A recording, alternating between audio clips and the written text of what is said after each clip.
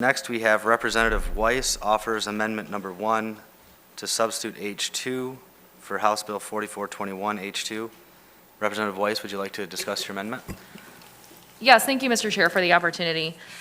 This amendment would just simply strike out the language requiring a district to offer 20 hours of face-to-face learning per week in order to receive the state equalized dollars under both the ESSER 2 and the ESSER 3 section, the date for ESSER 2 being March 22nd and for ESSER 3 being May 10th. And the May 10th language is new under this new supplemental.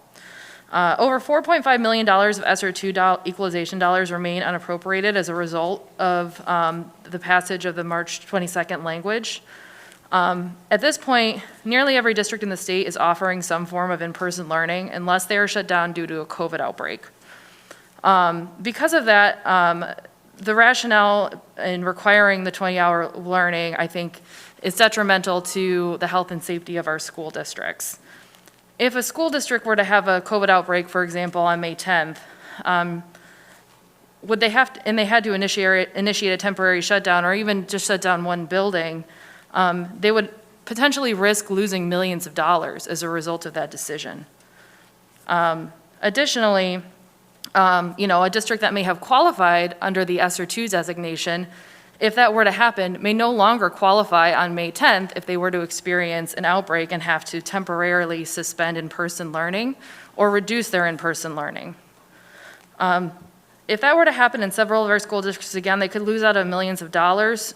Just as an example, Hamilton Community Schools could lose $2.1 million, Forest Hills could lose $8.5 million, Byron Central Public Schools could lose $3 million, Anchor Bay Public Schools could lose $3.4 million, and so on and so forth. Every school district across the state, well, not every school district, but many school districts within our districts could potentially lose out on this essential funding that they need in order to initiate a safe return to learn plan and also to be put in place essential safety protocols in order to be able to return safely in the fall.